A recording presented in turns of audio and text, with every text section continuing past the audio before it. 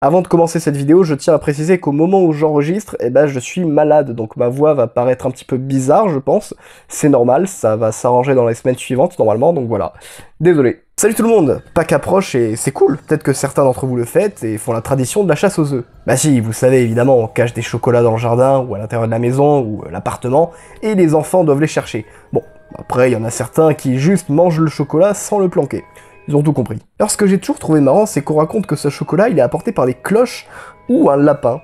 Ouais, ça on connaît tous, le lapin de Pâques. Bah, c'est un grand classique. Bah, c'est vrai quoi, il est représenté comme tout gentil, tout mignon, très amical avec les enfants, il donne du chocolat.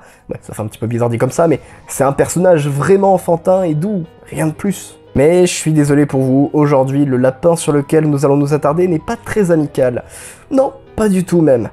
Aujourd'hui, à l'occasion de Pâques, je vous propose une lecture ainsi qu'un avis de la creepypasta du Bunnyman. C'est parti.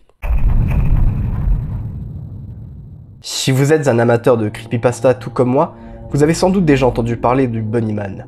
Si ce n'est pas le cas, je vous laisse rechercher cette légende urbaine. Je l'avais toujours trouvé grotesque et sans intérêt, et savoir qu'un jeu en avait été tiré me paraissait ridicule. Mais si je parle au passé, ce n'est pas pour rien. Laissez-moi vous raconter. Voilà, j'ai 3 passions dans la vie, les creepypasta, la guitare et la photographie. La première étant bien plus forte que les autres, j'avais entendu parler, comme je vous l'ai dit, du Bunnyman. Rien de troublant pour un amateur dans cette pasta, si ce n'est la photo à la fin du texte montrant un pont situé à 2 pas de chez moi. J'étais comme un fou en voyant ça. J'ignore si vous comprendrez ce qui m'est passé par la tête, mais c'est pas mon problème de toute façon, mais ce qui me restait à faire était une évidence.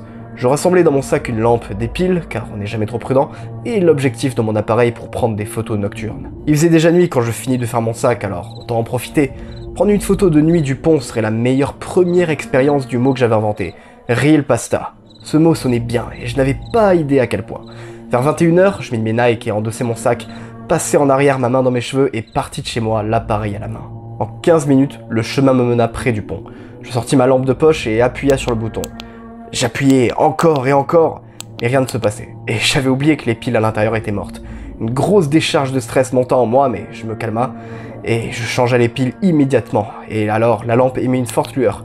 Mais hélas, pas de chance, seulement un faisceau étroit, m'empêchant ainsi de voir autour de moi. Je me mis à entamer la courte marche qui me séparait du pont, et je dois dire que mon insouciance à propos du Bunnyman s'était brisée. La parano commençait à me gagner, en même temps c'est normal, il faisait nuit. Soudain, un éclair tomba très près, m'aveuglant et me fracassant les oreilles, suivi de plusieurs autres ayant tous le même effet. Au niveau du pont, la tension dans l'air était palpable, et je sentais une douleur au cœur. Ces éclairs étaient vraiment proches. Puis, ce qui devait arriver arriva. Une averse gargantuesque s'abattit, me trempant jusqu'aux os. Je me plaça alors pour prendre ma photo, la pluie avait déjà formé des flaques et traversé mes vêtements. Je me mis à regarder dans l'objectif, et le temps était vraiment parfait pour l'effet de la photo que je voulais. Rien de clocher. Sauf une chose, l'objectif de nuit que j'avais oublié dans mon sac. Je l'ouvris alors et j'en sortis mon objectif flambant neuf. Et c'est là, en me redressant, que je le vis sous le pont. Il était horrible dans son costume de lapin, on aurait dit un cadavre. Un cadavre qui fonçait vers moi. Une décharge d'adrénaline me traversa. Mon cerveau, gouverné par l'instinct de survie, me dit de laisser tomber la photo, et je me retrouvais à courir sur la route mouillée, poursuivi par ce malade déguisé. Le chemin étroit était tout près, mais je me suis mis à glisser sur une bande blanche de la route trempée et je dévala le talus. Je me suis alors relevé péniblement et me remis à courir sans savoir où j'allais vraiment quand apparut alors devant moi un haut grillage que j'escalada sans difficulté. Et je me rendis compte que j'étais arrivé au terrain de golf. J'étais hors d'haleine, je sentais mes membres s'engourdir, ce qui finit par me faire lâcher mon appareil. Il tomba au sol en crachant un flash et j'entendis un cri derrière moi. Dans une sorte de réflexe, je ramassa mon appareil et vis derrière moi le Bunnyman se frotter les yeux, pour ne pas dire les écraser. Propulsé par l'énergie du désespoir, je réussis à m'orienter et à sortir de ce terrain de golf. Je m'écroula finalement par terre, non loin de chez moi, abandonnant tout espoir de sortir de cette histoire en vie. Alors que je venais d'accepter mon sort, je me retourna, mais je ne vis rien. Il avait abandonné la poursuite. Finalement, ou même miraculeusement, j'ai pu rentrer chez moi et écrire l'aventure qui vient de m'arriver. Ma real pasta, et je ne veux plus sortir de chez moi. Je ne veux pas, non. Pas quand je vois ce qu'a pris mon appareil en photo.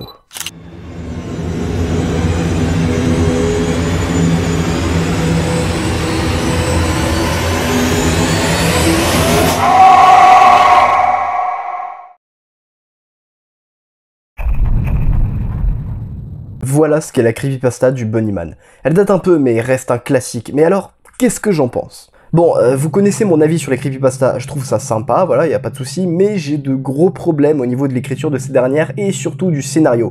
Et celle-ci, elle fait pas exception à ce que je pense. En effet, je viens de vous lire la creepypasta telle qu'elle était écrite, du moins presque, car j'ai dû apporter quelques modifications. Alors pas grand chose, hein, j'ai juste rajouté quelques mots, mais sinon, croyez-moi, ça allait trop vite. Déjà que c'était pas spécialement long, il fallait un petit peu que je rallonge. Alors perso, comme je viens de le dire, je trouve que l'histoire va trop vite, ça enchaîne à fond et on n'a pas vraiment le temps de se mettre dans l'ambiance.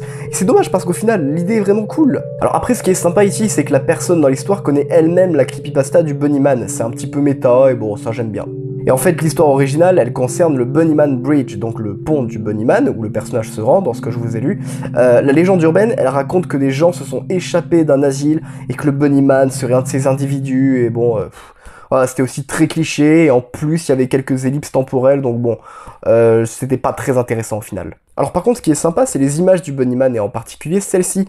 Elle est très cool, vraiment, elle fait froid dans le dos, elle a vraiment cet aspect creepy que j'adore, mais encore une fois, rien de très incroyable. En effet, cette image est tirée du film Donnie Darko, sorti en 2001. Voilà, fallait pas aller chercher très loin en fait. Alors au final, que peut-on dire de cette histoire ? En fait, c'est une creepypasta qui date de l'époque de l'âge d'or, entre guillemets, des creepypastas. À cette époque-là, les gens, ils se faisaient pas chier, ils balançaient une histoire comme ça juste pour faire peur. Et ouais, parce qu'en fait, on se base sur les critères de maintenant. Aujourd'hui, on retrouve des histoires ultra complexes, avec des détails cachés, des lores énormes, et c'est très cool. Mais ça, c'était minoritaire avant, et évidemment, aujourd'hui, avec le développement de l'horreur sur Internet, ça a évolué, et c'est normal. Alors, est-ce que cette creepypasta est nulle? Non, ce serait pas cool de dire ça, et puis c'est pas vrai. Elle est correcte, elle pourrait être mieux écrite, ça je vous l'accorde, et je pense même ça. Mais sinon, l'idée, elle est plutôt sympathique. Bon, et alors là, peut-être que vous vous demandez, pourquoi est-ce que je viens de vous lire ça, finalement, à quoi ça servait? Eh je tenais quand même à vous la raconter, car je l'avais lu quand j'étais plus jeune, et elle m'avait plutôt plu au final. Surtout cette image, en fait, qui m'avait fait plutôt flipper, je vais pas vous cacher. Donc ouais, je l'aime bien au final. En fait, les amis, cette creepypasta, elle me rappelle juste de bons souvenirs. À la 6ème, ma phase un peu horreur, je regardais un petit peu tout et n'importe quoi en rapport avec les creepypastas. Ouais, ça me rappelle de bons souvenirs, alors je l'aime bien au final, cette histoire.